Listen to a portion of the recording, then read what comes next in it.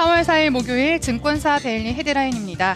먼저 대신증권에서는 2004년에서 2007년의 중형주 그리고 올해의 중형주를 스타일편에서 비교해주고 있습니다.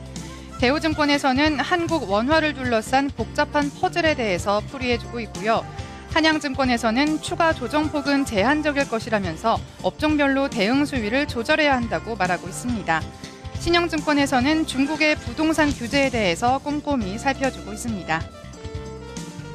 다음 삼성증권에서는 정부 정책과 확실한 중소형 종목 6선을 뽑아주고 있고요. 신한금융투자에서는 키프로스가 구제금융안에 최종 합의한 점에 주목하고 있습니다.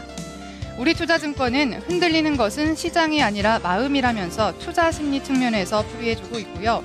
한국투자증권에서는 미국 달러 강세의 배경과 시사점에 대해서 분석하고 있습니다.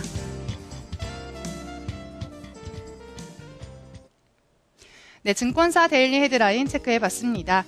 최근 증시를 보면 대내외 곳곳에서 좀 변수들이 맞물려 있는 모습인데요. 이에 따라서 변동성도 좀 다소 확대된 구간이었습니다. 증권사들 어떻게 전망하고 있는지 리포트 살펴보겠습니다. 먼저 우리투자증권의 리포트 보겠습니다. 흔들리는 것은 시장이 아니라 마음이다라면서 좀 투자 심리 측면에서 분석을 해주고 있는데요.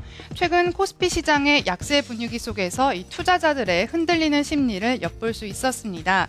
유럽발 리스크와 중국의 정책 이슈, 게다가 또 최근 더욱 심각해지고 있는 이 북한 리스크에 또 국내에서는 STX 사태까지 퍼지면서 가뜩이나 좀 억눌려 있던 투자 심리를 더욱 자극하고 있는 상황인데요.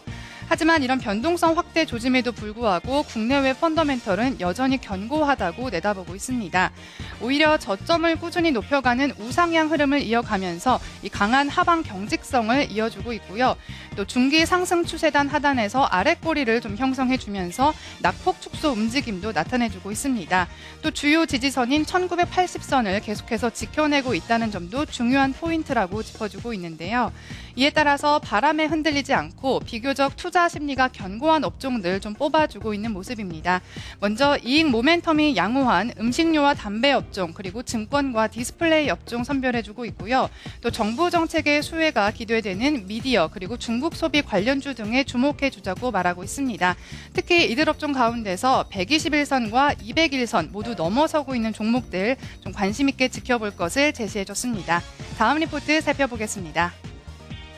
삼성증권의 리포트입니다. 정부 정책과 확실한 중소형 종목 6선을 뽑아주고 있는데요.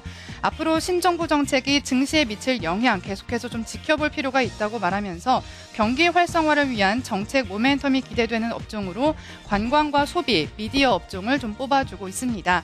먼저 여행과 카지노 등 이 관광 업종인데요. 신정부 국정 과제인 이 관광산업 경쟁력 강화 부분을 보면 대부분 고부가 가치를 창출하는 관광객들의 재방문을 유도하고 있는 내용입니다. 특히 관광시장 확대와 질적인 개선을 좀 뒷받침할 것으로 보이는데요. 이에 따라서 중국인 관광객 증가로 실적이 성장하고 있는 하나투어 그리고 앞으로 선상 크루즈선 등 신사업의 구체화 가능성이 높은 GKL 등의 종목에 좀 집중해주자고 얘기하고 있습니다.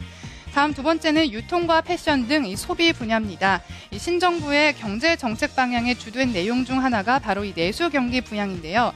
이에 따라서 정책 기대감이 반영되면서 3월 소비자 심리 지수가 지난해 5월 이후로 최고 수준을 기록하기도 했습니다. 이에 따라서 유통과 패션 등의 2분기 실적 모멘텀이 기대되고 있는데요. 종목으로는 롯데하이마트와 LG패션에 좀 주목해주고 있는 모습입니다. 다음 세 번째는 미디어입니다. 이 정책 중에서는 특히 지상파 의무 재송신 대상이 확대될 수 있다는 가능성 그리고 규제 완화 가능성에 좀 주목해주고 있는데요. 의무 재송신 확대에 따른 수혜가 기대되는 이 스카이라이프, 또 광고 증가가 기대되는 SBS 등에 좀 관심 있게 지켜보자고 얘기해주고 있습니다. 다음 세 번째 리포트 살펴보겠습니다. 신한금융투자의 리포트입니다. 이 키프로스의 구제금융 최종 합의에 대해서 좀 주목해주고 있는데요. 한국 시각으로 지난 4월 2일 자정 이 트로이카와 키프로스가 구제금융 최종안에 합의를 했습니다.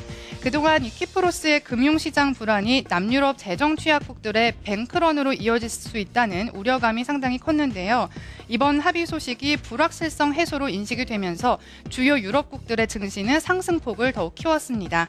3월 말의 초안과 다른 점은 이 키프로스 정부의 재정균형 달성 목표 기한이 2016년에서 2018년으로 2년 더 늘어났다는 점인데요. 구제금융의 지원 액수나 방법, 지원 조건에는 변화가 없습니다. 이에 따라서 키프로스는 올해 총 3억 5천만 유로의 재정적자 그리고 세수 증대를 통해서 이 재정적자 비율을 GDP의 2.4%로 맞춰야 합니다. 이제 남은 이슈는 키프로스가 구제금융 지원 조건을 잘 이행할지 여부에 달려 있는데요. 3월 중순 이후로 시장을 뒤흔들었던 이 키프로스 이슈가 봉합이 된 만큼 유럽발 리스크는 이제 해소 국면에 들어섰다고 분석하고 있습니다. 여의도 리포트 살펴봤습니다.